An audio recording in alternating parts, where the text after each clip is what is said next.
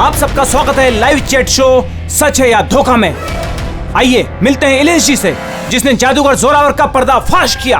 देखिए, आज मैंने जादूगर जोरावर को पूरी दुनिया के सामने बेनकाब कर दिया है। फिर भी मुझे एक बात समझ में नहीं आ रही सोहन जी, कि आज आप ये डिबेट कर ही क्यों रहे? वो तो ठीक है, मगर आज सारा देश ये जानना चाहता है कि आज आपने जादूगर जोरावर के शो में जो किया, क्या वो मल्लिका जी के कहने पे किया? क्या बिन फालतू की बात कर रहे हैं आप? नहीं सोहन, बिल्कुल भी नहीं। मेरे कहने पे क्यों? मतलब मैं तो इलेश को जानती भी नहीं हूँ, और लेकिन मैं आपको एक बात बता दूं, जो भी इलेश ने किया है जोरावर के खिलाफ, मैं उसका पूरा समर्थन करती हूँ, क्योंकि ऐसे झूठे और जो फरेबी जादूगर होते हैं उनके साथ ऐसा ही होना चाहिए, उनको इसी तरह एक्सपोज करना चाहिए।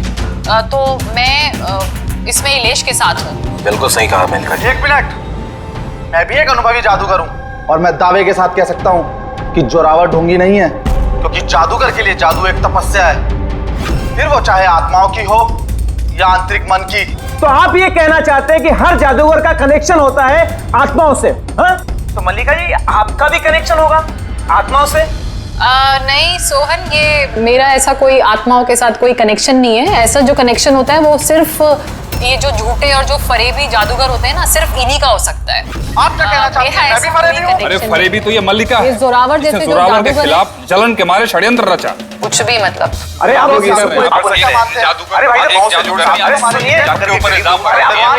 अरे आप झगड़ा मत कीजिए, एक दूसरे की बात सुनिए। आप इलेश, ये क्या हो रहा है? ये हवा में कैसे उड़ रहा है? ये कूद कैसे जा रही? इलेश जी, आप ठीक है? कौन है? कौन है? ये चाकू हवा में कैसे उड़ रहे हैं? ये मार देगा इसको। कौन है? इलेश जी! इस समय हम इलेश के घर के बाहर खड़े हैं। सबकी जुबान पर एक ही सवाल है कि इलेश की हत्या में जादूगर जोरावर का हाथ है। ऐसा क्या हुआ था मैजिक शो में जिसकी वजह से जादूगर जोरावर को इलेश का खून करना पड़ा? Good evening ladies and gentleman, आप सबका तहे दिल से शुक्रिया अदा करना चाहता हूं। The greatest magician Zorawar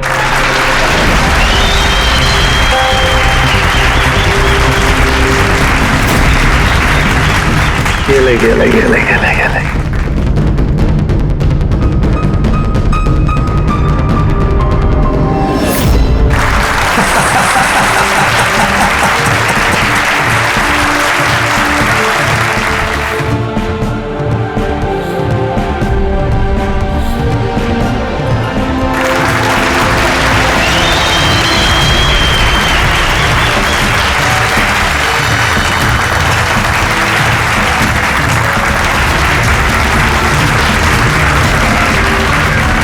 ladies and gentleman, दिल थाम के बैठिए।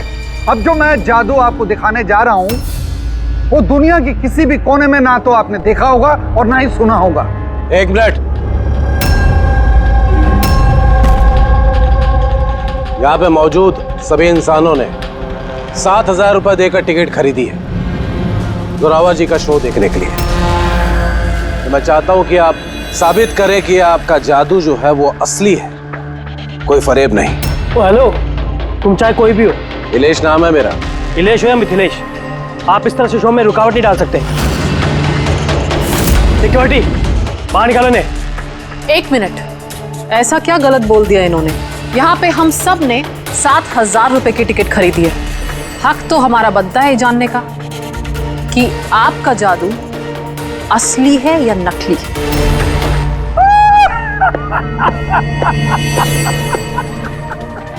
मल्लिका मशहूर जादूगरनी, लेकिन मेरी तरह इतनी कामयाब नहीं हो पाई, इसीलिए सारे हथकंडे शुरू कर दिया तुमने जलन के मारे।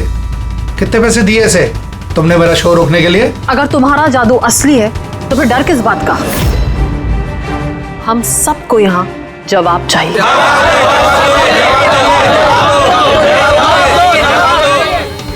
एक्सक्यूज मी बॉस, ये सब लोग हमें देख रहे हैं, आप प्लीज कुछ कीजिए। आपको जवाब देना होगा बॉस, वरना हम लोगों की रेपुटेशन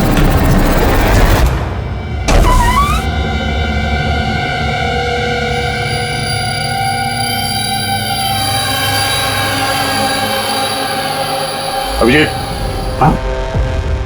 ये देखो, घर के अंदर बाहर आने जाने का एक और रास्ता भी है।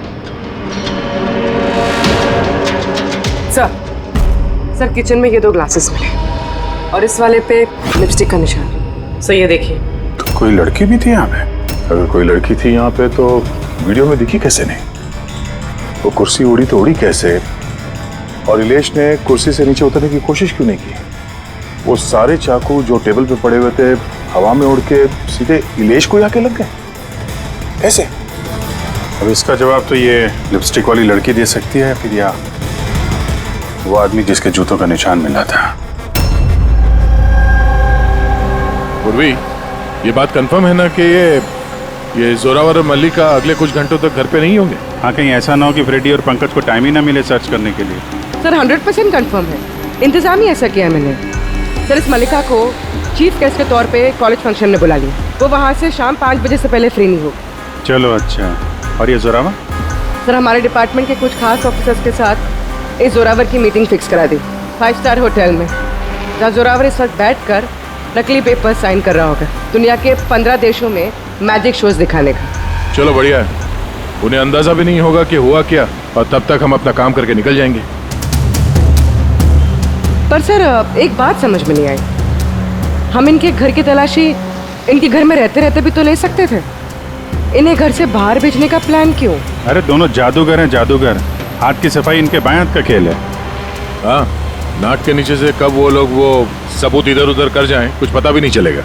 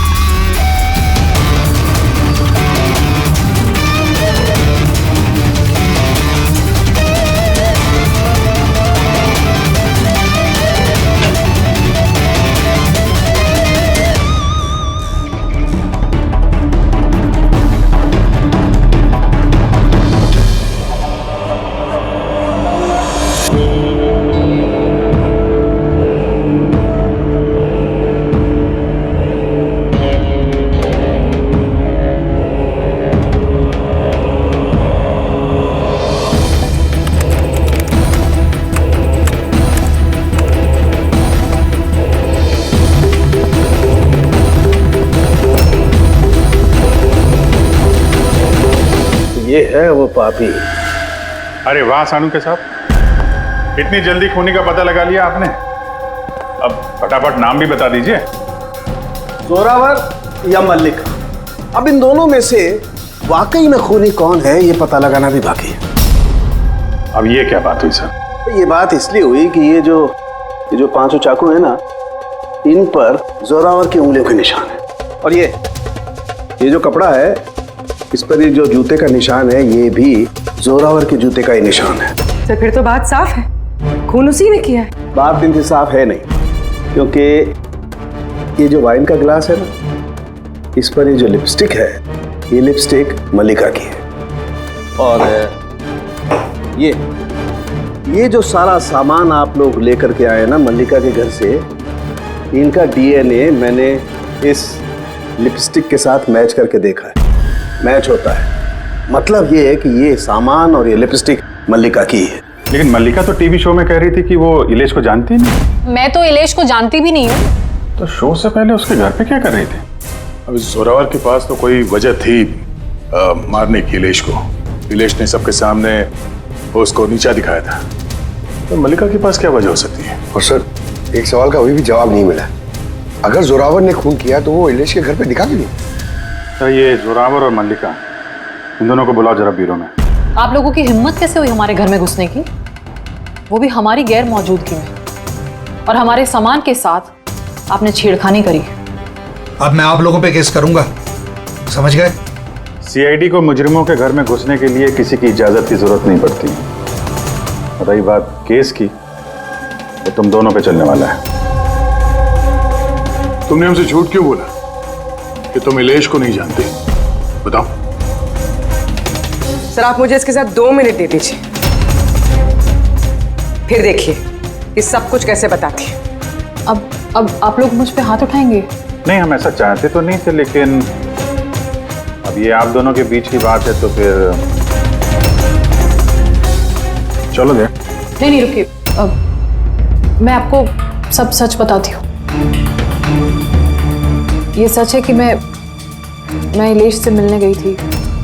एक्चुअली मैं उसे एक ऑफर देना चाहती थी, क्योंकि मैं जोरावर को हमेशा से ही बर्बाद करना चाहती थी।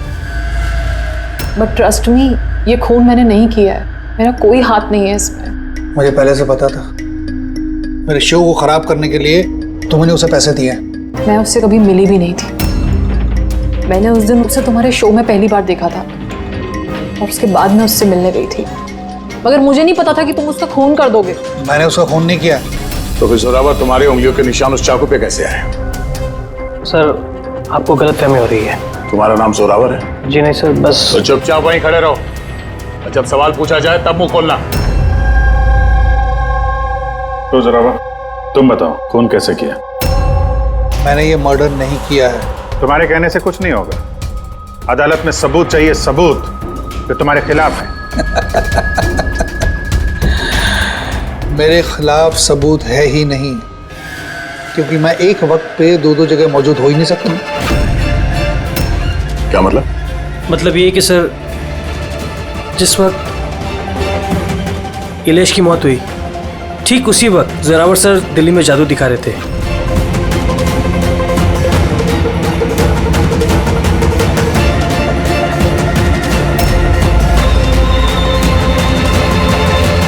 माना कि मैं बहुत बड़ा जादूगर हूं, लेकिन इतना बड़ा जादूगर नहीं हूं कि एक वक्त पे दो जगह मौजूद रह सकूं। अगर आपको इस वीडियो पे विश्वास ना हो, दिल्ली के उस ऑर्गेनाइजर को फोन कर सकते हैं। दक्ष, नंबर देना इनको। Yes sir. मैं जा सकता हूं? जा सकते हो, और आप भी। Thank you sir.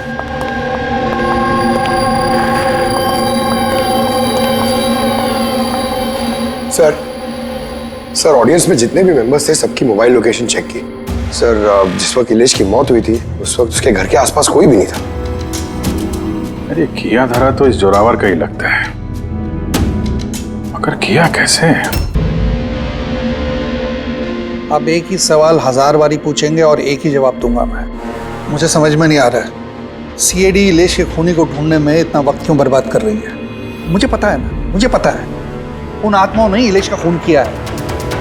मेरे शो में अपमान किया था इलेश ने। तो जैसा कि आप सभी लोग देख रहे हैं, जादूगर जोरावर को लगता है कि इलेश का खून आत्माओं ने किया है।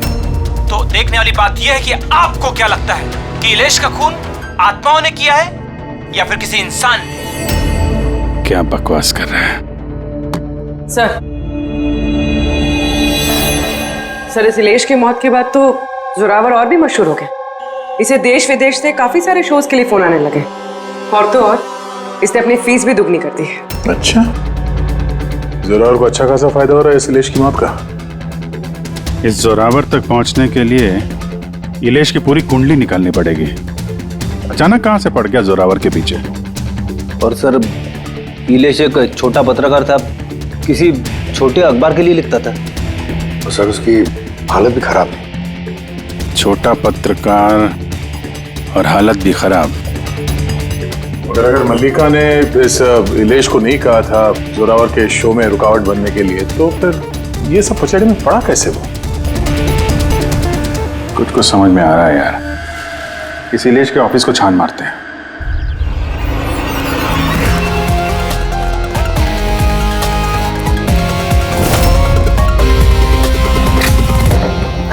आइए सर।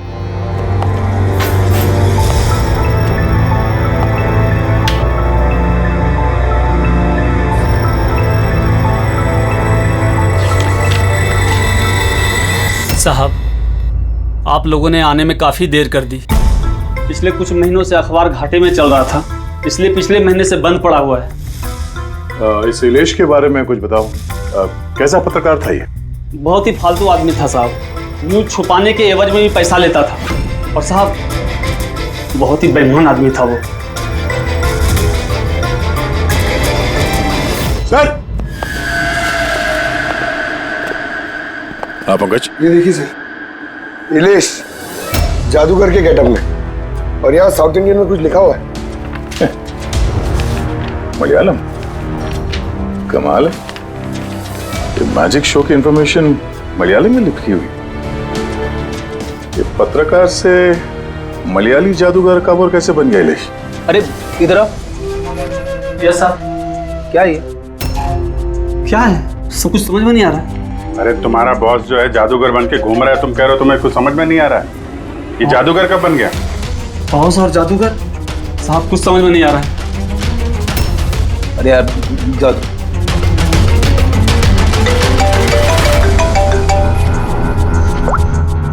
हाँ पूर्वी। अच्छा, हाँ ओके ठीक है। उसके मोबाइल को ट्रैक करते रहना, ठीक है? या जोरावर का असिस्टेंट रोशन पिछले हफ्ते 3 बार गया था इलेश से मिलने के लिए, और मैजिक शो से एक रात पहले भी बात हुई थी उससे। रोशन?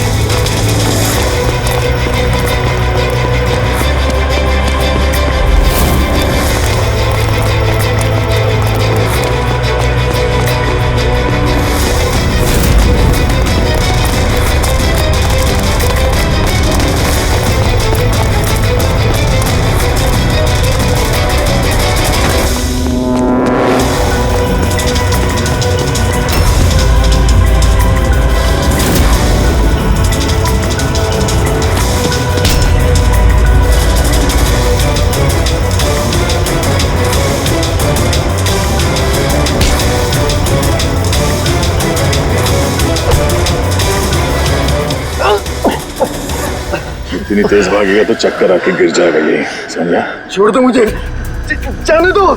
जाने भी देंगे, छोड़ भी देंगे। पहले ये बता, इलेश के साथ तेरी क्या डीलिंग चल रही थी? मेरी डीलिंग? हाँ डीलिंग। क्यों मिला था इलेश से 2 बार? इलेश? मैं किसी इलेश को नहीं जानता। ये ड्रामा बंद कर, समझा?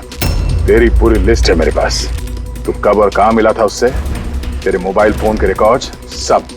तो ये बता, ये इलेश नकली मलयाली जादूगर बन के क्या करने वाला था? नकली मलयाली जादू? लेकिन उसने तो मुझसे कहा था कि वो केरला का बहुत बड़ा और मशहूर जादूगर है। उसने मुझसे झूठ कहा था क्या? वो हम डिसाइड कर लेंगे। तो कल ये बता, तू इलेश से कब, कहाँ और क्यों मिला था? उसने मुझसे एक ऑफर दिया था। उसने मुझसे कहा था कि अगर मैं उसकी मदद करूंगा और जोरावर को बदनाम करने में उसकी हेल्प करूंगा तो वो मुझे जोरावर से भी ज्यादा 5 गुना ज्यादा सैलरी देगा, और 6 महीने में वो मेरा खुद का मैजिक शो लॉन्च करने वाला था। उसने मुझसे प्रॉमिस किया था सर कि वो मुझे जोरावर की तरह ही द ग्रेट मैजिशियन रोशन बनाएगा। तू इलेश से कहाँ मिला था? उसी के घर पे मैंने मीटिंग की थी 3 हफ्ते पहले से, और वहीं मैंने जोरावर के सारे मैजिक ट्रिक्स के सीक्रेट उससे शेयर किया सर। यार जरा एक बात बताओ, ये जो जोरावर है वो चम्मच को बेंड कैसे कर देता है? क्या इसमें भी आत्माएं जो हैं उसकी मदद करती हैं?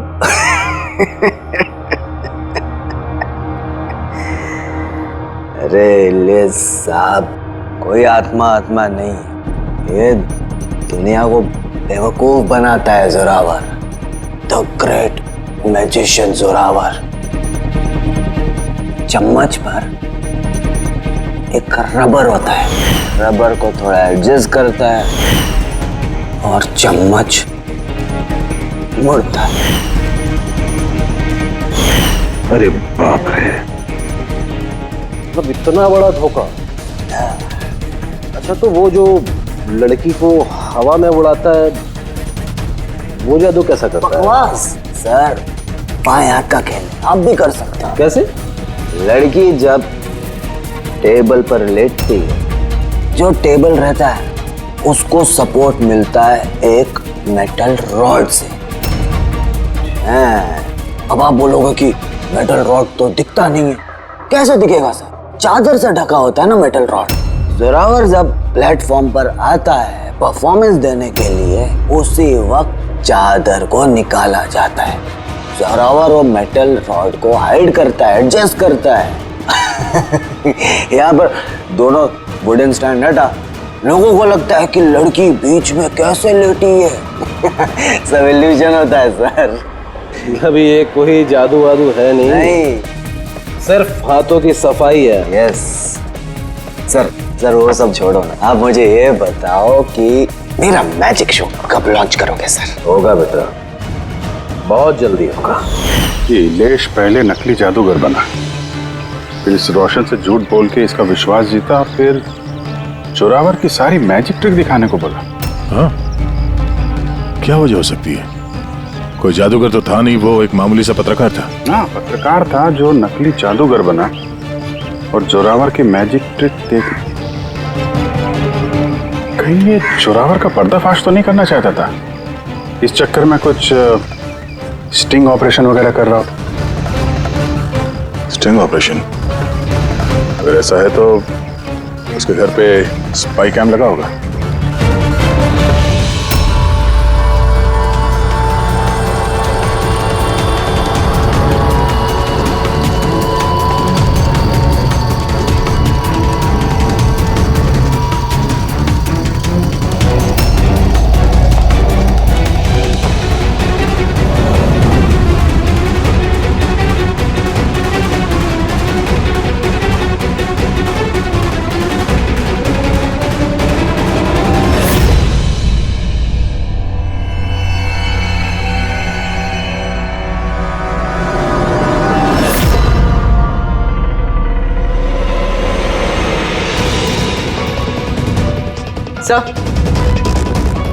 एक यहाँ भी है।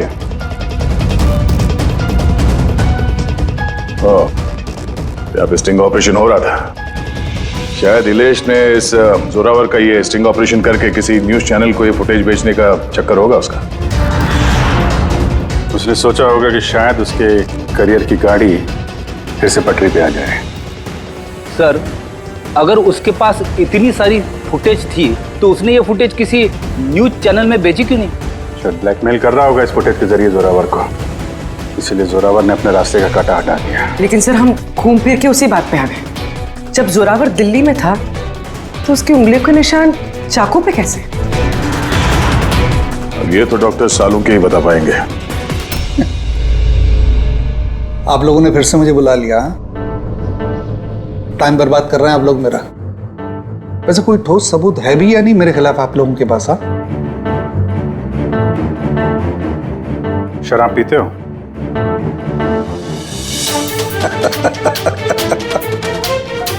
अब आप लोग मुझे शराब पिलाएंगे? हाँ, सॉरी, दिन में नहीं पीता हूं मैं। तो रात को पीते हो?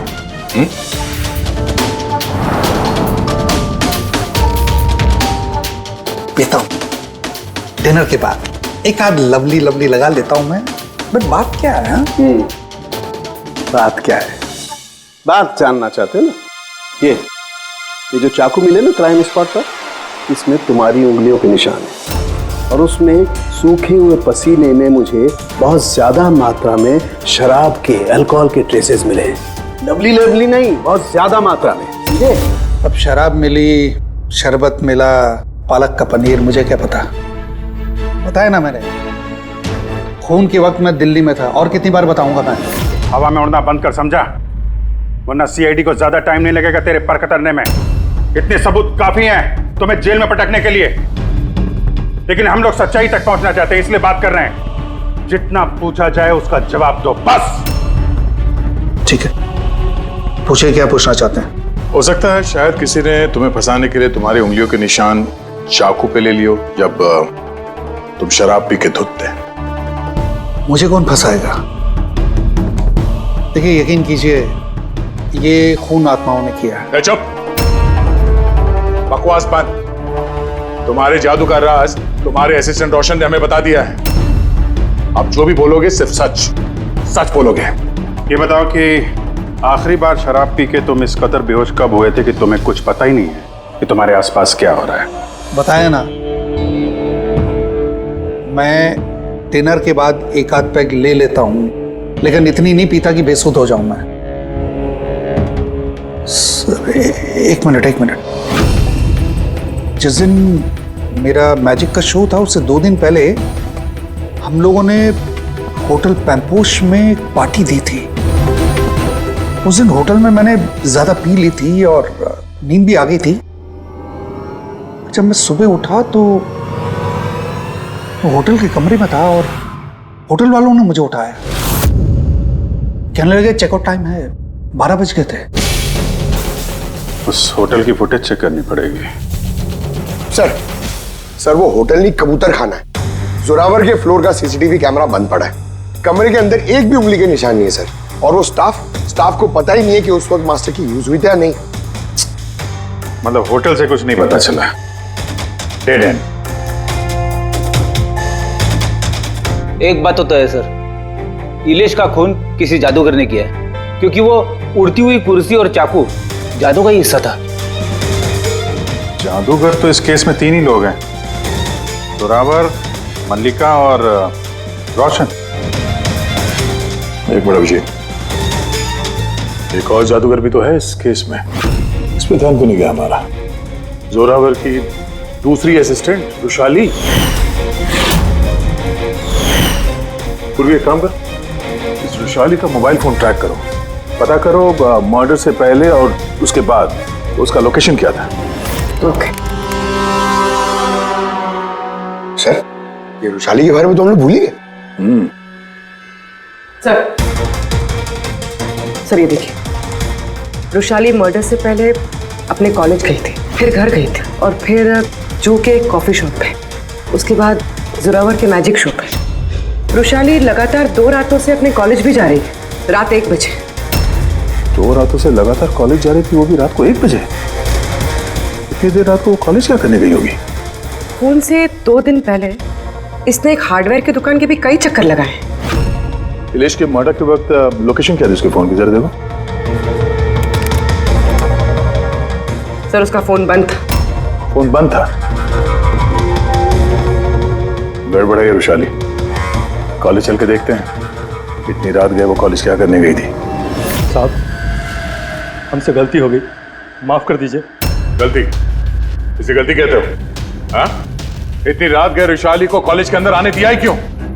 साहब रुशाली मैडम खर्चे पानी के लिए कुछ पैसे दे दिया करती थी, लैब के अंदर जाकर काम करने के लिए। रिश्वत ले रहे थे? कभी सोचा नहीं कि वो एक्स्ट्रा पैसा क्यों दे रही है? पढ़ाई दिन में होती है ना, रात में क्या कर रही थी लैब में?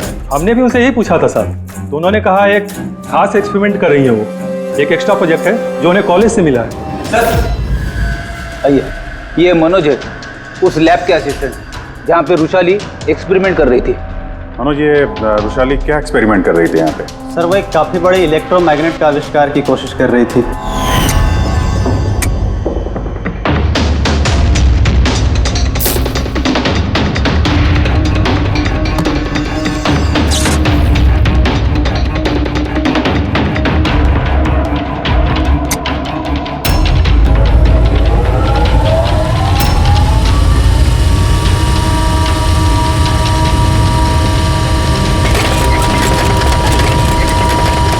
इलेक्ट्रोमैग्नेट का आविष्कार? तो तुमने उसे रोका नहीं ये सब करने से? नहीं सर, अगर कोई स्टूडेंट पढ़ाई के अलावा कुछ करना चाहे, वो भी कॉलेज की टाइमिंग्स के बाहर, तो हम उसे बढ़ावा ही देते हैं। हाँ, मगर मुझे ये नहीं पता था कि वो यूं रात को चोरी छिपे भी ये सब कर रही है। यार इसका मतलब ये रुशाली का इलेक्ट्रोमैग्नेट वाला प्रोजेक्ट कामयाब हो गया था, तभी तो वो इलेश की कुर्सी और वो चाकू हवा में उड़ा पाई। सर, मिस्टर प्रभाकर, जादू के expert. Hello sir. Prabhakar ji, बड़े बड़े जादूगर अपनी कला का राज किसी डिब्बे में बंद करके रखते हैं। चूंकि आप तो जादू के एक्सपर्ट हैं, तो उन राज के बारे में आपको तो पता ही होगा। तो सर, इलेश की मौत का नजारा देख के किस नतीजे पे पहुंचे आप? कैसे हुआ होगा उसका खून? मैंने इलेश की मौत का सीन बार बार रीप्ले करके देखा है।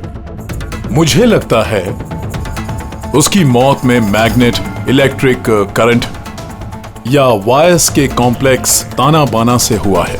आपने तो जोरावर के जादू के कई शोज देखे होंगे, आपको लगता है कि ये मैग्नेट और करंट, तारों का ताना बाना, इस तरीके का काम जोरावर अपने जादू में करता है? नहीं सर, ये सब जोरावर की स्पेशलिटी नहीं है। आप सर ठीक से जरा एक्सप्लेन कर सकते हैं कि ये चुंबक वगैरह कैसे इस्तेमाल हुआ होगा इलेश की मौत में? सॉरी सर, वो सब बता पाना मेरे लिए मुमकिन नहीं हो पाएगा। तो आप ये यकीन से कह सकते हैं कि ये सब किया दरा जोरावर का नहीं है, क्योंकि उसे मैग्नेट और ये करंट, तारों का इस्तेमाल करना ठीक से नहीं आता। चुंबक का इस्तेमाल भले ही नहीं आता हो, पर फिजिक्स में वो अच्छा है, इसीलिए खूनी वो भी हो सकता है। शायद चुंबक वाले पार्ट के लिए उसने किसी की मदद ली हो। ऐसे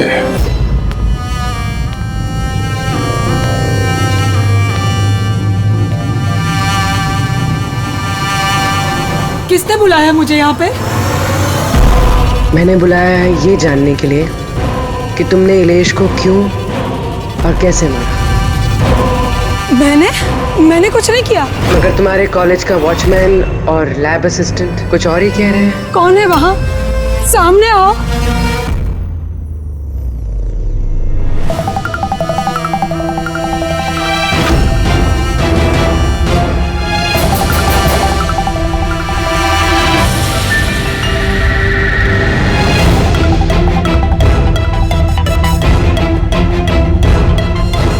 मेरे पास आओ। आओ। कौन हो तुम? अपना हाथ दो।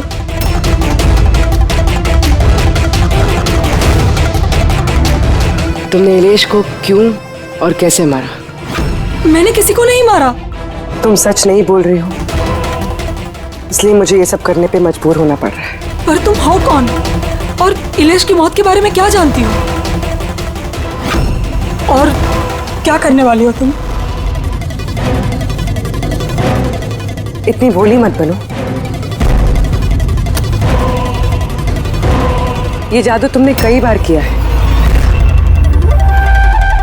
जोरावर के साथ। याद आया? नहीं, ये बॉक्स सही नहीं है जादू के लिए।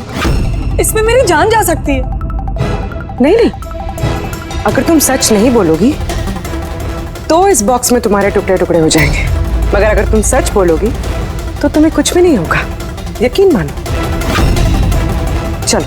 नहीं, छोड़ दो मुझे, प्लीज मुझे जाने दो। मैंने कुछ नहीं किया। अगर तुमने कुछ नहीं किया है ना तो तुम्हें कुछ भी नहीं होगा। आओ, घबराओ मत। आओ।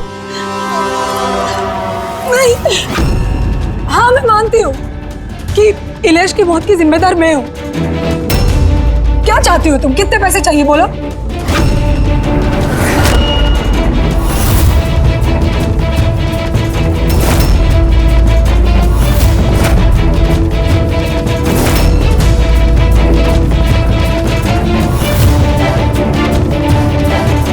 सीआईडी।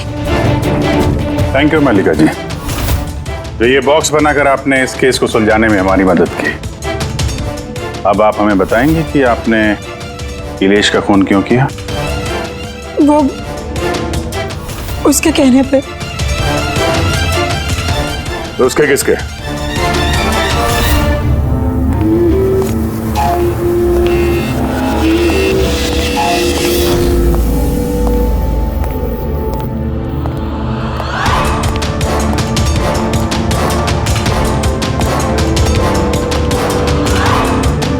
क्यों बुलाया मुझे यहाँ? बोला था ना जब तक केस ठंडा नहीं हो जाता मुझे कांटेक्ट करने की जरूरत नहीं है। वो मैं उसने नहीं, हमने कांटेक्ट किया तुम्हें।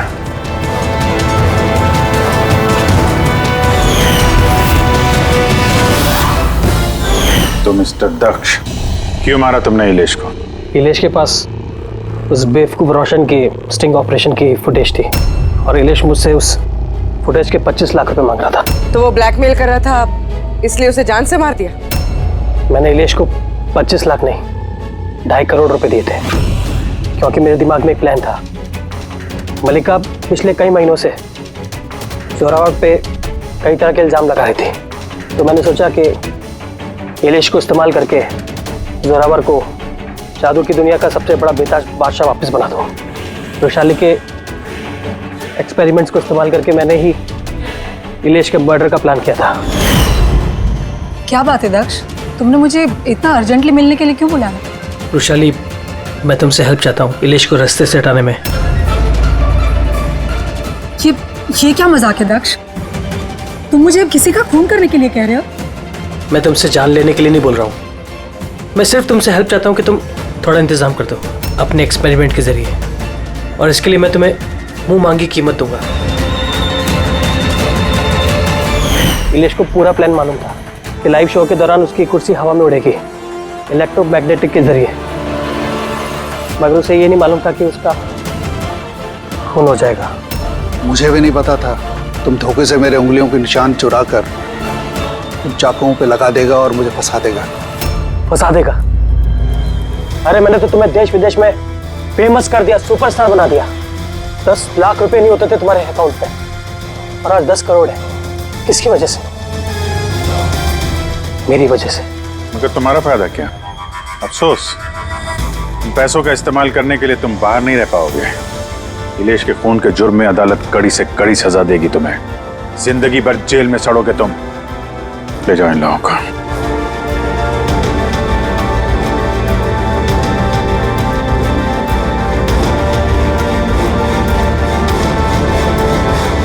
Thank you so much sir. अगर आप लोग नहीं होते तो दुनिया यही समझती कि इलेश का खून मैंने किया। कोई बात नहीं, लेकिन आप ये आत्माओं जैसी बेबुनियाद बातें करके प्लीज लोगों को गुमराह न करें। सॉरी सर, गलती हो गई और इस गलती का एहसास भी कर चुका हूं मैं। अपने चाहने वालों से भी मैं माफी मांग लूंगा। गुड।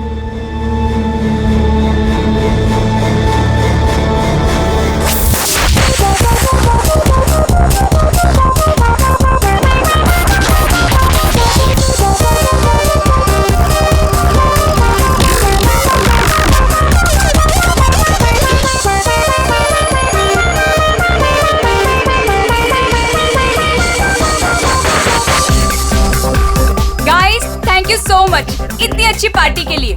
लोग ठीक कहते हैं, अपना देश अपना होता है और अपने दोस्त अपने। वो तो है। और अपनी गर्लफ्रेंड अपनी। I love you so much. I love you too. वैसे प्रतीक, मानना पड़ेगा, आजकल ऐसा रोमांस देखने को मिलता नहीं है। गाइस, मैं कुछ ड्रिंक लेके आती हूँ। Okay. Hey, can I get you a drink? I mean, क्या पियेंगे आप? क्यों? तुम वेटर हो? By the way, I'm Saurabh. और आप?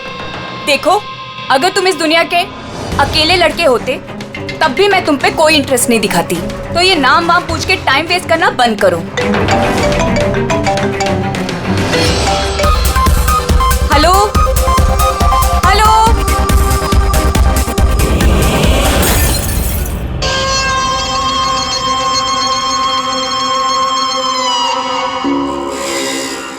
हेलो हेलो, तनीषा, जोर से बोल, कुछ सुनाई नहीं दे रहा है। यहाँ नेटवर्क भी नहीं है। हेलो हेलो,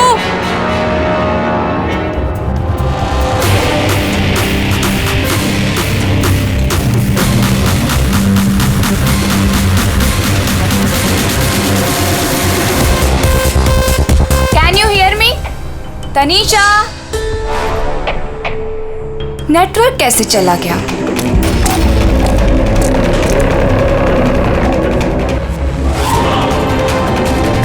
फोन क्यों नहीं लग रहा है?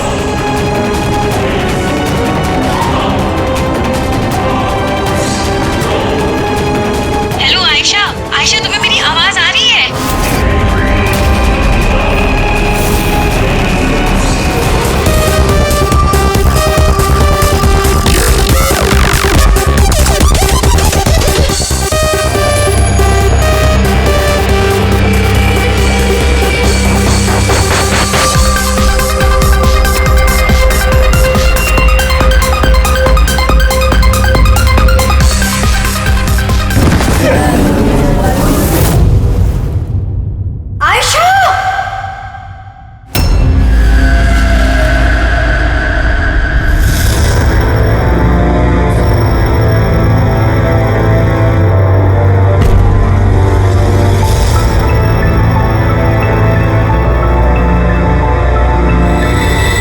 कैसे हुआ ये सब? हाँ? पता नहीं सर ये सब कैसे हुआ। एक कॉल अटेंड करने के लिए बाहर गई और जब वापस आई तो ये सब। तुम्हारे अलावा और कौन कौन दोस्त है आयशा के यहाँ पे? सर ये प्रीति और ये विशाल है सर, आयशा का बॉयफ्रेंड। देख के लगता है कि आयशा का किसी के साथ हाथापाई तो नहीं हुई है। ये फोन रिसीव करने के लिए बाहर गई और वहां पहले से खूनी इसका इंतजार कर रहा होगा। मतलब सर ये खूनी ने सब प्लानिंग करके किया? नहीं पंकज, ये प्लान मर्डर तो नहीं लगता, क्योंकि अगर प्लान किया होता तो उसने किसी और हथियार का इस्तेमाल किया होता, ना कि कांच का। मतलब अचानक यहाँ पे कोई गुस्सा हो गया होगा आयशा पे और मार दिया होगा।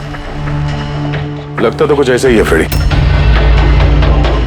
आयशा का यहाँ पे किसी के साथ कोई झगड़ा वगैरह हुआ था? कोई कहा सुनी? हाँ?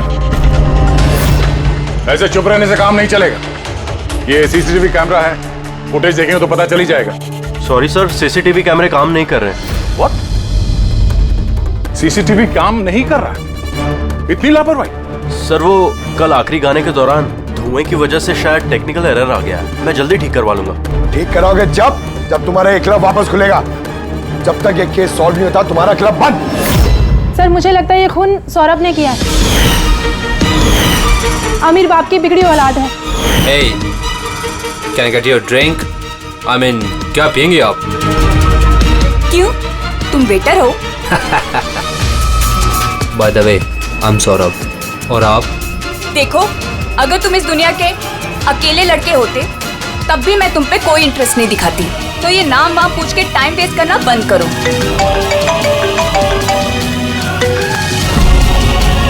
और जब आयशा ने उसे टेढ़ा जवाब दिया तो वो गुस्से में उसके पीछे पीछे बाहर तक गया था। सौरभ का? सर वो तो नहीं है। तुमसे कहा था ना मैंने, कोई भी इस क्लब से बाहर नहीं जाएगा। सर जाने नहीं दिया, शायद वो जुर्म करने के बाद ही चला गया, आयशा के अंदर आने से पहले। आयशा और सौरभ बाहर किस तरफ गए थे? सर उस तरफ।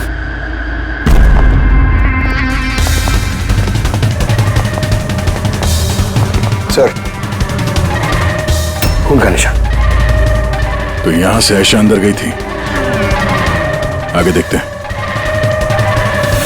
सर ये यहां भी खून के धब्बे हैं सर। पंकज, नो नो, इतना सारा खून और ये कांच के टुकड़े। लगता है आयशा पे हमला यही हुआ है। सर और नो, कहीं सौरभ तो नहीं? इसकी हालत बहुत खराब है, एम्बुलेंस को फोन करो जल्दी। इस क्लब में इतने सारे लोगों के बीच एक लड़की का खून हो जाता है। बाउंसर्स का अता पता नहीं, सीसीटीवी कैमरा है पर काम नहीं कर रहा। और तो और यहाँ पे किसी ने कुछ होते हुए देखा नहीं है ना। कमाल की बात। आयशा मुझे छोड़कर नहीं जा सकती, हमें आना ही नहीं चाहिए था। विशाल प्लीज अपने आप को दोष मत दो, प्लीज संभालो अपने आप को। आपकी सहेली का यहाँ खून हुआ है और आपका ये रवैया है। अब तक यहाँ जो कुछ भी हुआ है उससे ये लगता है कि खूनी यहाँ पर आयशा को मारने के इरादे से तो नहीं आया था, तैयारी के साथ नहीं आया था। यहाँ इस क्लब में कुछ ऐसा हुआ जिसकी वजह से वो गुस्सा हो गया और उसने आयशा का खून कर दिया और साथ में सौरभ पे भी हमला किया। मुझे लगता है कि वो खूनी आप सब में से कोई एक है। बड़ी पंकज, यहाँ जितने हैं सबके डिटेल्स ले लो। माफ कीजिएगा रायमा जी, मैंने अपनी तरफ से बहुत कोशिश की, लेकिन अब मैं आपकी और ज्यादा मदद नहीं कर पाऊंगा। इट्स ओके डॉक्टर, आपसे जो कुछ भी बन पड़ता था आपने सब कुछ किया। अब हम इससे ज्यादा और क्या कर सकते हैं?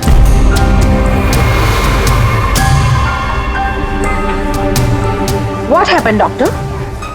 आप ठीक है ना? Yeah, I'm fine. अनईजी सा फील हो रहा है। Excuse me. कहाँ जा रहे हैं आप? मैं जरा वॉशरूम होकर आता हूँ। तनिषा, आयशा की मौत से पहले तुम्हारी उसके साथ फोन पर बात हुई है ना? तो क्या उस फोन कॉल के बारे में हमें कुछ डिटेल में बता सकती हो? सर डिस्को में म्यूजिक लाउड होने की वजह से ना मैं ज्यादा कुछ सुन नहीं पाई। हाँ, पर उसको ये कहते हुए सुना। क्या हो रहा है, बता क्यों नहीं रहे हो? दर्द हो रहा है क्या? डॉक्टर के पास लेके जाओ। ये क्या कर रहे हो तुम? मतलब आयशा ये सब उस खूनी से कह रही थी? सर, उससे भी ज्यादा हैरानी की बात तो ये है कि आयशा का खूनी उसे कह रहा था वहां से भागने के लिए।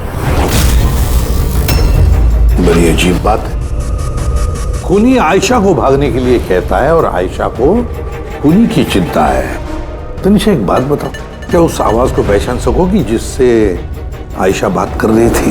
नहीं सर। सर लेकिन अगर खूनी को आयशा की इतनी चिंता है तो फिर उसने उसे मारा क्यों? वही तो, खूनी को विक्टिम की चिंता है और विक्टिम को खूनी की चिंता।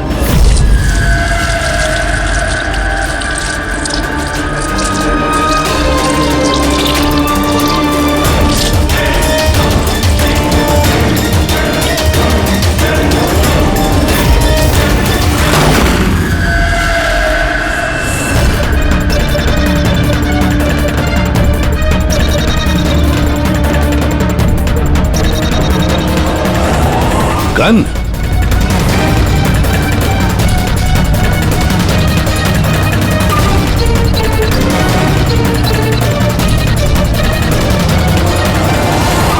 सर, इसके सर पे जो गोली लगी है उसके अलावा इसके पूरे शरीर पे कहीं भी चोट के कोई निशान नहीं है। ऐसा लगता है कि खूनी अचानक यहाँ पे आके इन पे गोली चला दी। ऐसे हुआ होगा। ये देखो, यहाँ भी खून है।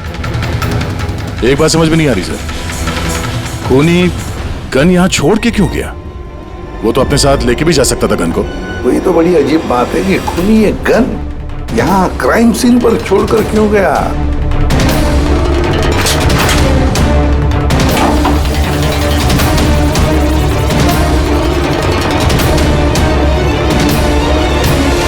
सर, ये देखिए, नीचे यहाँ पे ये टेप चिपका हुआ था। वॉश बेसिन के नीचे टेप?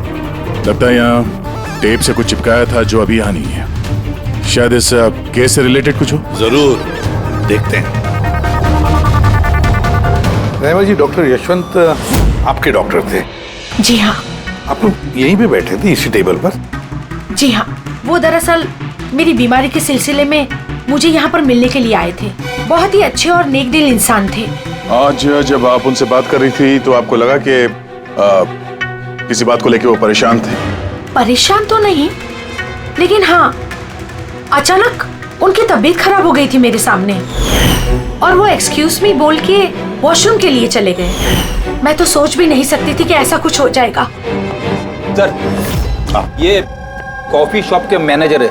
यहाँ के भी सीसीटीवी कैमरे काम नहीं कर रहे।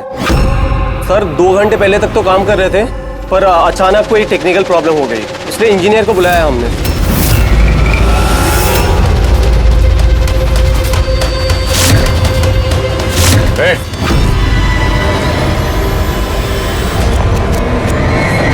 रुको जरा यहाँ ना। हेलो सर, कैसे हो आप? मेरा हाल चाल छोड़ो, अब ते सुनाओ, तुम दोनों यहाँ क्या कर रहे हो? वो ऐसे ही टहलने आए थे। कॉफी शॉप में टहलने आए थे?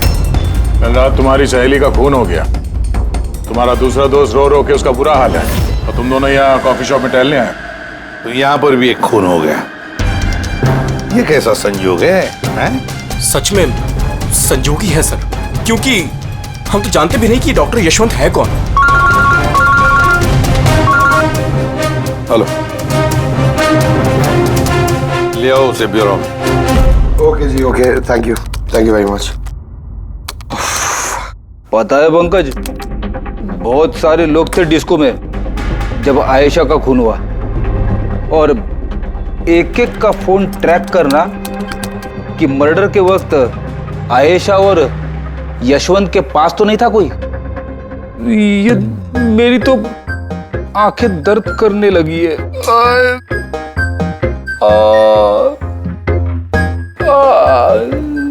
अरे ये साइलेंट को आंख पे लगाना बंद करो फ्रेडी सर। 50 और लोगों के नंबर है जिन्हें ट्रैक करना है। ये काम शुरू करो। ये क्या है? सौरभ, अब कैसी है तबीयत तुम्हारी? शरीर के जख्म तो आज नहीं तो कल ठीक हो जाएंगे सर, लेकिन जो मैंने उस दिन देखा वो शायद जिंदगी भर मेरे दिमाग से कभी भुला नहीं पाऊंगा। ना मैं कल पब जाता और ना ही मुझे आयशा की चीख सुनाई देती। लेकिन आयशा के पीछे पीछे तो तुम गए थे, उसने तुमसे ठीक से बात नहीं की, इसलिए।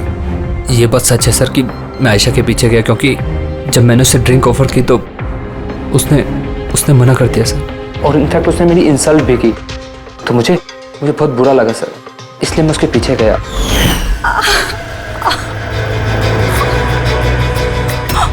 माय गॉड, किसने किया ये सब? चलो तुम हॉस्पिटल लेके चलता हूँ। हे रुक आओ। और फिर? मुझे अभी भी याद है कि सर जब मैंने उसकी कलाई पकड़ी तो बिल्कुल भी नॉर्मल नहीं थी, वो आम इंसानों जैसी कलाई थी ही नहीं। मुझे बिल्कुल अजीब सा एहसास हुआ सर।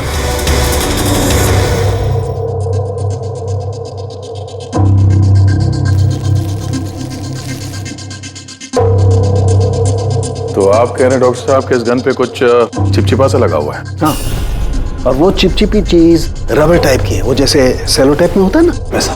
Cello tape gun? ओह, तो खूनी ने पहले से गन वहां वॉश बेसिन के नीचे छुपा के रखी थी, तो ये मर्डर एक प्लान्ड मर्डर था। हाँ, लेकिन ये गन जिससे यशवंत का खून हुआ है और ये कांच जिससे आयशा का खून हुआ है, इन दोनों पे भी कोई भी उंगलियों के निशान नहीं मिले। लेकिन भाई, इस कांच के टुकड़े पर एक खास तरीके की कुछ केमिकल लगा हुआ है, जैसे कि वो प्लास्टिक केमिकल। अब ये इस पर क्यों लगा हुआ था, इसका क्या इस्तेमाल है, ये पता लगाना भी बाकी है। लेकिन यही केमिकल इस गन पर भी लगा हुआ है, दोनों पर। डॉक्टर साहब, आप तो कह रहे थे कि इस गन पे वो सेलो टेप का गम लगा हुआ था। वो तो है ही, उसके अलावा ये भी है। उसके अलावा एक केमिकल भी है, यानी ये दोनों मर्डर, इनका आपस में कोई ना कोई कनेक्शन जरूर है, और जुबिन का और प्रीति का दोनों क्राइम सीन पे होना कोई सहयोग नहीं था। बिल्कुल, तुम बिल्कुल ठीक कह रहे हो, और तुम्हारी बात ये एक और चीज प्रूव करती है। इन दोनों की लाशों पर मुझे एक जैसे फेरोमोन्स मिले। फेरोमोन्स यानी वो केमिकल जिनसे खुशबू आती है? हाँ, यशवंत और आयशा, इन दोनों की लाशों पर एक जैसी खुशबू। इसका मतलब बात साफ है, या तो दोनों एक जैसा परफ्यूम लगाते थे या फिर दोनों का खून ही एक ही था। जनरली एक औरत लेडीज परफ्यूम लगाती है और एक आदमी जेंट्स परफ्यूम। अब ये दोनों एक ही तरह का परफ्यूम लगाए, चांस थोड़ा कम है, यानी इन दोनों का खूनी तो एक ही है। आयशा की मौत के बारे में दो बातें पता चली है, एक उसकी दोस्त तनीषा ने बताई और दूसरी सौरभ ने बताई। तनीषा ने बताया कि खूनी ने आयशा को वहां उस पब में से भाग जाने के लिए कहा। अब दुनिया में ऐसा कौन सा खूनी है जो जिस इंसान को मारने गया है उसी से कहता है कि तू यहां से भाग जा? तो फिर खून करने आया ही था क्यों? नहीं नहीं नहीं नहीं नहीं नहीं नहीं, गड़बड़ है, कुछ ना कुछ तो गड़बड़ जरूर है। और सर वो दूसरी बात कौन सी? दूसरी बात सौरभ ने बताई। सौरभ ने कहा कि खूनी की कलाई कुछ अजीब सी थी, आम इंसान की तरह नहीं थी कलाई। शायद कलाई में रिस्ट वॉच या ब्रेसलेट हो। फ्रेडी जरा दिमाग लगा के बोलो, समझे? सर, हाँ सर, दोनों क्राइम सीन में एक नंबर कॉमन है सर। किसका क्राइम? आयशा के बॉयफ्रेंड विशाल का सर। विशाल? विशाल? ये विशाल तो कॉफी शॉप में दिखाई नहीं था, तो फिर ये कॉफी शॉप में पहुंचा कब?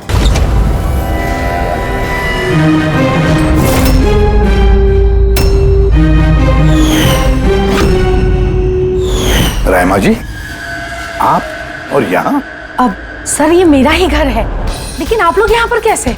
डॉक्टर यशवंत के खूनी के बारे में कुछ पता चला? रहमा, ये लोग कौन हैं? सीआईडी ऑफिसर्स हैं। सर प्लीज आप लोग आइए ना, प्लीज कम। सीआईडी? और सर ये मेरे हस्बैंड हैं और ये मेरा छोटा बेटा संदीप। और बड़ा बेटा विशाल, वो कहाँ है? लेकिन बात क्या है सर?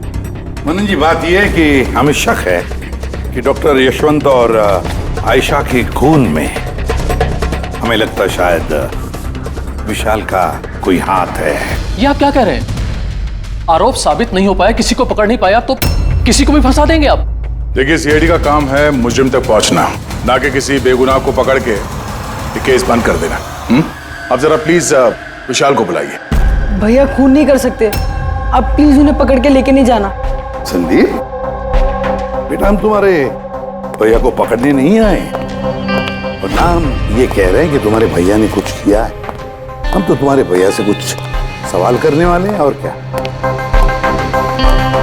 आप लोगों को मुझ पर शक है? एक मिनट विशाल, तुम अंदर जाओ, मैं इन सीआईडी वालों को तुम्हें परेशान नहीं करने दूंगा। देखिए, सीआईडी के काम में दखल देना भी एक जुर्म है, इसलिए प्लीज हमें अपना काम करने दीजिए। विशाल,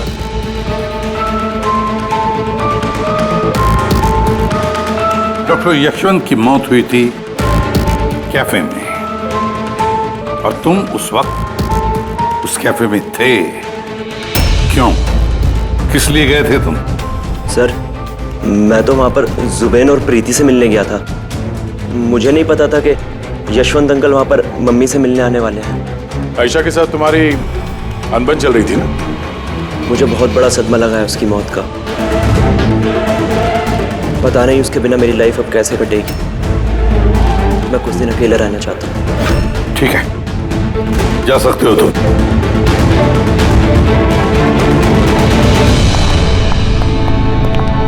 अरे, आप लोग फिर से यहाँ पे भी? कभी कभी अपने घर पे जाते हो कि नहीं? हमेशा विशाल के आसपास ही नजर आते हैं। नहीं सर, ऐसी कोई बात नहीं है। एक्चुअली बहुत उदास है ना आजकल, तो हमने सोचा कि उसके साथ ही रहें। बहुत जिगरी दोस्ती है, हाँ? जुबैन, प्रीति, विशाल, कड़ी नजर रखनी पड़ेगी इन तीनों पर।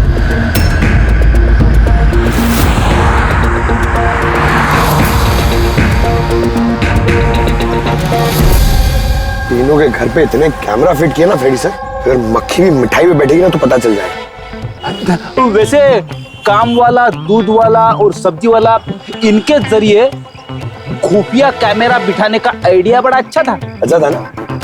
मेरा नहीं था, दया सर का था। अच्छा? हाँ, और उन्होंने हम दोनों को यहाँ बैठा दिया ताकि हम यहाँ का सीसीटीवी फुटेज रिकॉर्ड करें।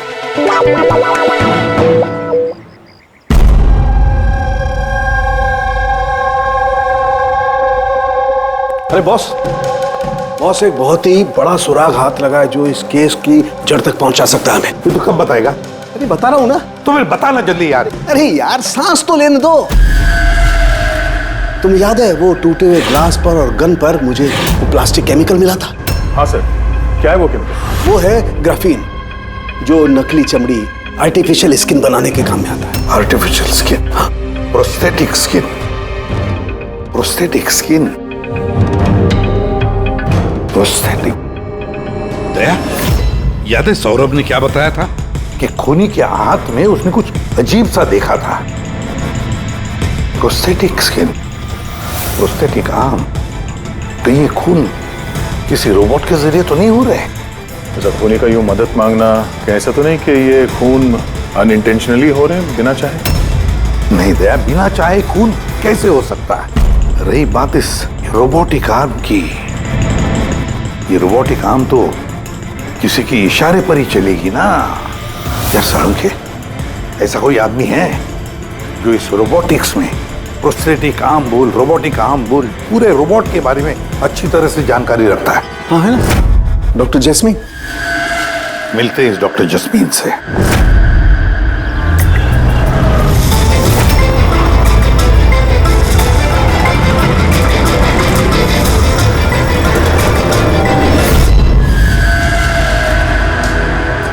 डॉक्टर जैस्मीन, हम ये जानना चाहते हैं कि अगर ये ऐसा वाला प्रोस्थेटिक हाथ लगाया हो, रोबोटिक आर्म, तो क्या वो आर्म, वो हाथ किसी दूसरे के इशारे पर काम कर सकता है? मतलब नकली बाजू लगाया गया है ए को, लेकिन इस बाजू से क्या काम करवाना है इसका कंट्रोल ए के पास नहीं बल्कि बी के पास है। क्योंकि हमें शक है कि इस केस में खून अपनी मर्जी से नहीं कर रहा है, कोई और उससे करवा रहा है। सर ये सुनने में जितना मुश्किल है दरअसल नामुमकिन नहीं है। जैनिश, जरा दामिनी को अंदर भेजो। हाँ, वही मरीज जिसका कल टेस्ट हुआ था। मरीज?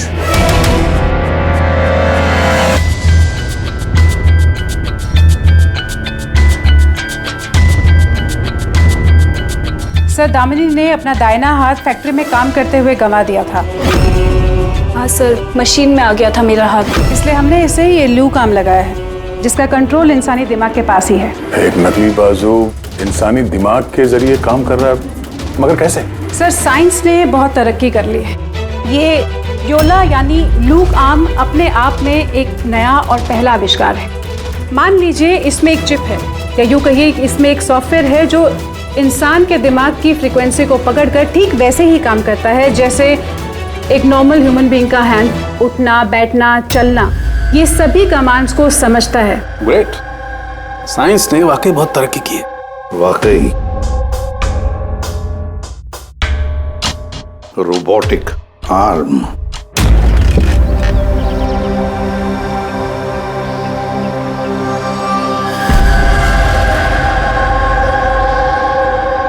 बाय। वहाँ हक कर रहा है, इधर हम दोनों गाड़ी में बैठे हुए हैं।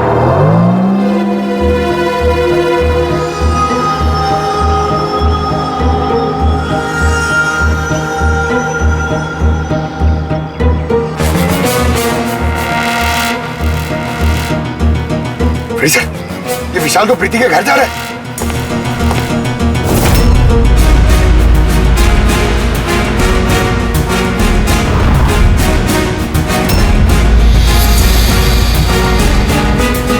विशाल, तुम टेंशन मत लो, किसी को कुछ भी पता नहीं चलेगा।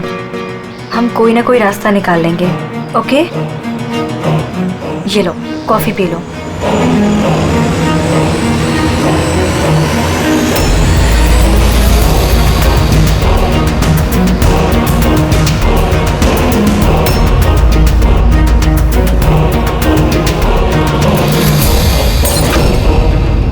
विशाल,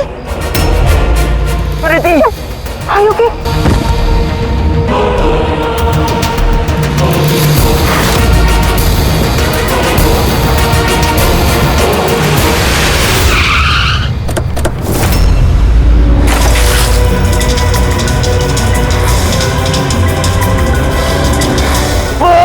विशाल, नहीं, विशाल छोड़।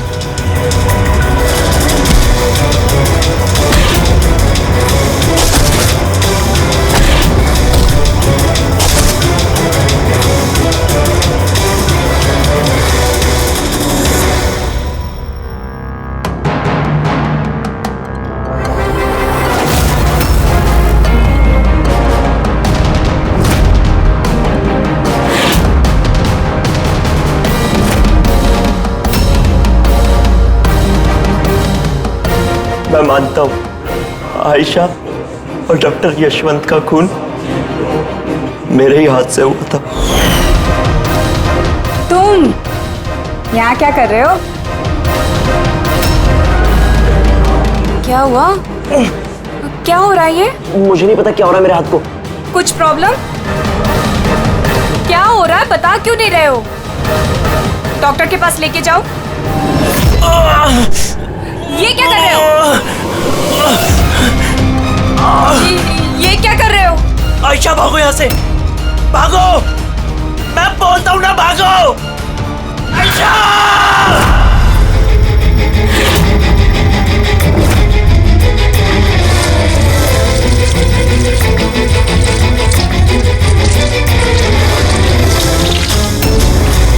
डॉक्टर निकलो यहाँ से। क्या कर रहे हो? मैं क्या करूं सर, मेरे हाथ पर कोई कंट्रोल नहीं। क्या? तुम्हारे हाथ पर कंट्रोल ही नहीं रहता। इसका क्या मतलब है? न जाने अचानक कभी कभी क्या हो जाता है। इसीलिए तुमने आयशा को वहां से भाग जाने के लिए कहा? हाँ सर, मैंने आयशा को वहां से भागने के लिए कहा था, आयशा भागो यहाँ से, भागो। और मैंने पूरी कोशिश करी थी कि मैं डॉक्टर यशवंत पर गोली ना चलाऊं। डॉक्टर यहाँ से जाओ। एक बात बताओ, क्यों गए थे तुम कैफे में? मैं वहां पर डॉक्टर यशवंत से अपना हाथ फिक्स कराने गया था और जुबीन प्रीति मेरी मदद कर रहे थे, क्योंकि मैं अपने घर पर नहीं बता सकता था कि आयशा का मेरे हाथों से खून हुआ। मैं जानता हूं सर, मेरी बात पर यकीन करना बहुत मुश्किल है, लेकिन सच यही है, खून मैंने नहीं बल्कि मेरे हाथ ने किया है। डॉक्टर जस्मीन,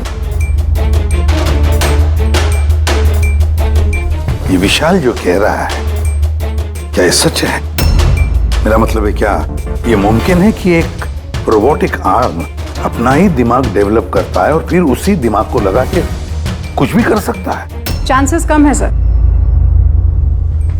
मगर हाँ, अगर हाथ के अंदर लगे सॉफ्टवेयर को कोई हैक कर ले तो ऐसा हो सकता है। क्या प्रोस्थेटिक हाथ में लगा हुआ सॉफ्टवेयर हैक किया जा सकता है? हाँ दे, हैक हो सकता है, पॉसिबल है। जब हैकर इस नकली हाथ की चिप हैक कर लेता है तो ये नकली हाथ उस आदमी के दिमाग से नहीं चलता जिसके शरीर में ये लगा है, बल्कि ये नकली हाथ चलता है हैकर के दिमाग से। मतलब किसी ने विशाल के इस रोबोटिक आर्म के सॉफ्टवेयर को हैक किया और फिर उससे खून करवाया। सर, इससे अच्छा तो मैं एक बाजू के सहारे ही अपनी जिंदगी काट लूं, जो हाथ दूसरों की जान का दुश्मन बन जाए। ऐसा हाथ मुझे नहीं चाहिए सर। विशाल, एक बात बताओ, जब तुम्हारा ये हाथ तुमसे कहता है कि वो किसी को मारना चाहता है, तब तुम क्या सोचते हो? क्या होता है तुम्हारे दिमाग में? कैसी अवस्था होती है तुम्हारी? सर, 2-3 मिनट लगते हैं। मैं पूरी कोशिश करता हूं अपने हाथ को काबू में करने की, लेकिन 2 मिनट के बाद जीत मेरे हाथ की होती है सर।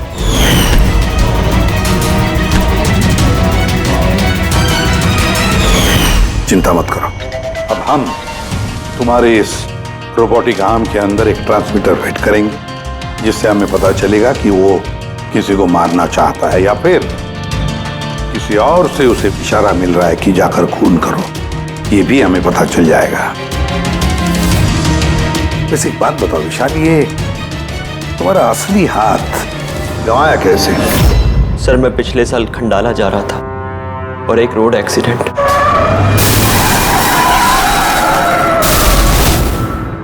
बस। जिंदगी में हमें कई बार इम्तिहान देना पड़ता है। सर, मेरे इम्तिहान तो खत्म होने का नाम ही नहीं ले रहे हैं। जब नकली हाथ के साथ जिंदगी जीने की आदत डाली तो उसी नकली हाथ ने मेरी जिंदगी बर्बाद कर दी। विशाल, तुमसे वादा करता हूं कि ना तुम्हें एक हाथ के साथ जिंदगी गुजारनी पड़ेगी और ना ही वो असली मुजरिम आजाद घूम पाएगा।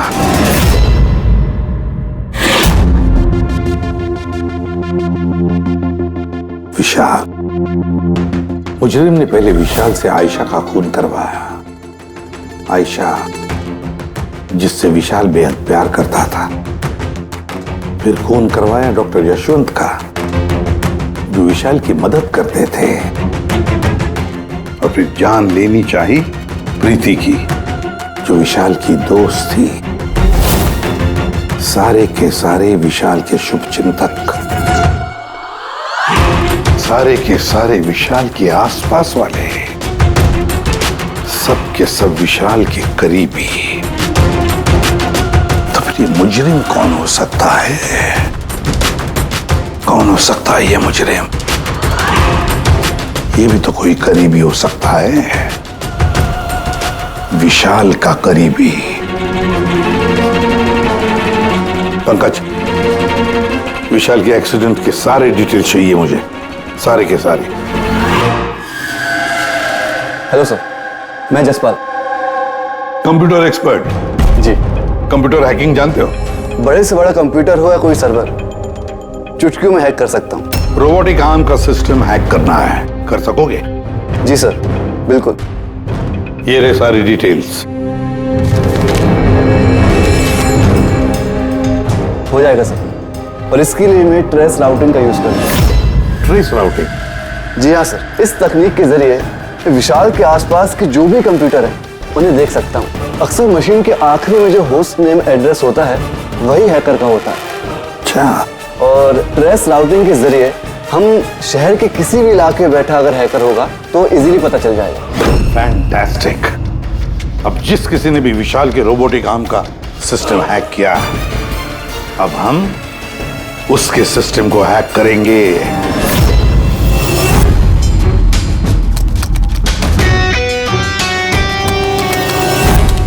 ये देखिए सर, इस वक्त विशाल के आसपास ये सारे कंप्यूटर चालू हैं और इन्हीं में से एक कंप्यूटर है उस हैकर का। बस एक बार पता चल जाए वो कंप्यूटर कौन सा है, फिर हमारा काम आसान हो जाएगा। जसपाल जल्दी करो, हमारे पास वक्त बहुत कम है। विशाल ने आज मुझे घर पे क्यों बुलाया है? अंकल आंटी भी नहीं है और पता नहीं क्या बात है।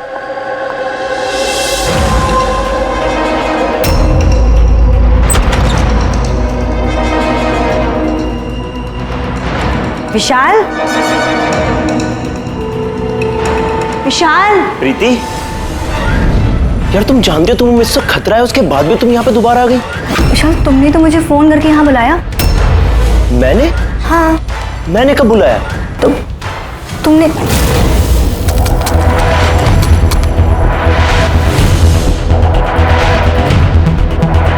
वो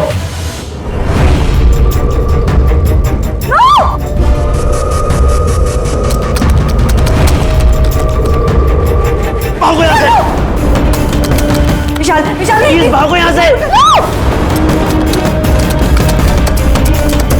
विशाल प्लीज, विशाल, विशाल प्लीज।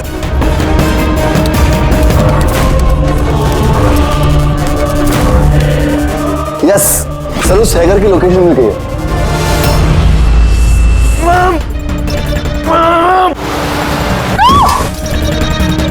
विशाल,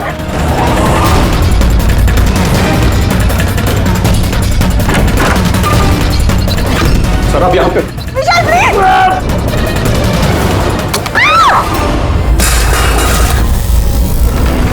बहुत हो गई hacking.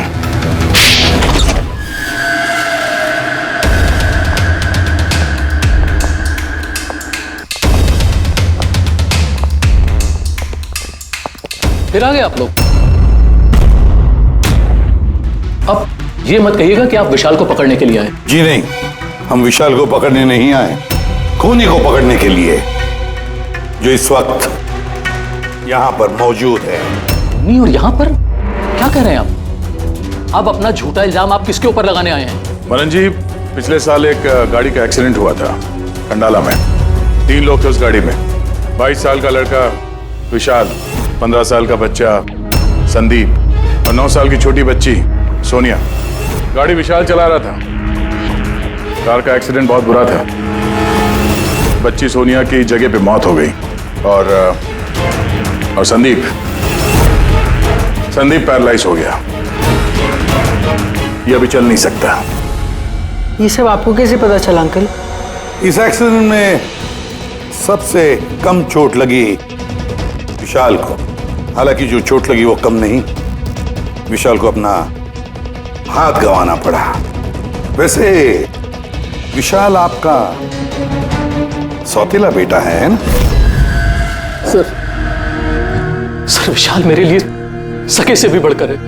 Sir I request you, आप विशाल के लिए सौतेला शब्द यूज मत कीजिए सर। आई एम सॉरी मनन जी। काश सभी माता पिता आप जैसा विचार करते हैं।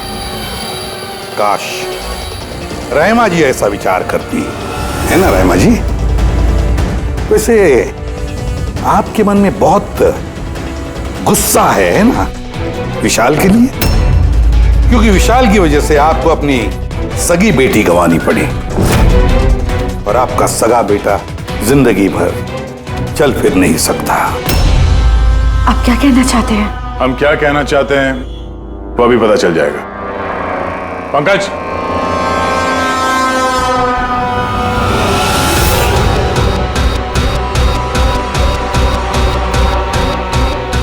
सॉरी आंटी, लेकिन मैंने इन्हें सब कुछ बता दिया कि आप ही के कहने पर मैंने ये सब किया। मैंने उन सॉफ्टवेयर्स को हैक किया था और मैंने सभी जगहों की सीसीटीवी कैमरास को भी हैक करके बंद किया।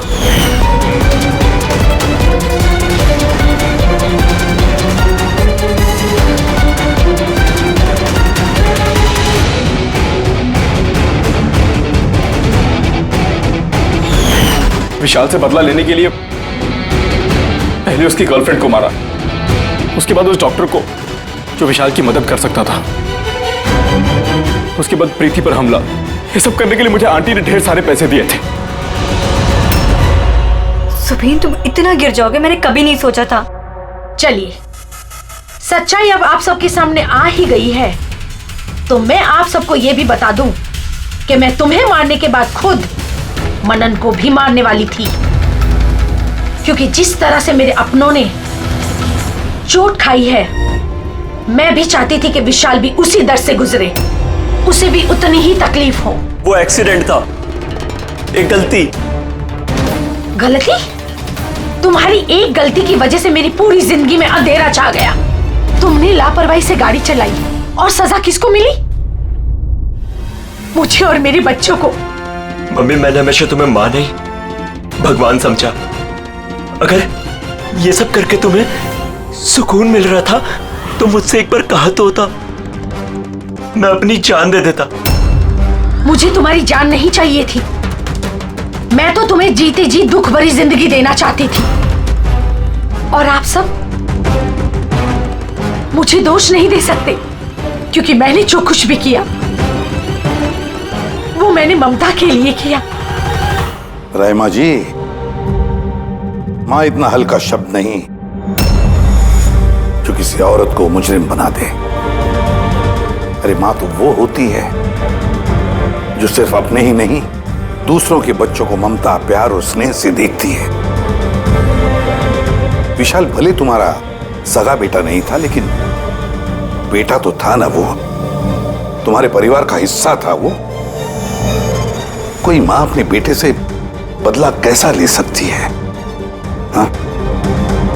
वो भी इस तरह का बदला। दो लोगों को जाने गंवाई पड़ी। नहीं राइमा जी, बहुत गलत किया तुमने, बहुत गलत। कानून तुम्हें कभी माफ नहीं करेगा, कभी माफ नहीं करेगा। कड़ी से कड़ी सजा होगी तुम्हें।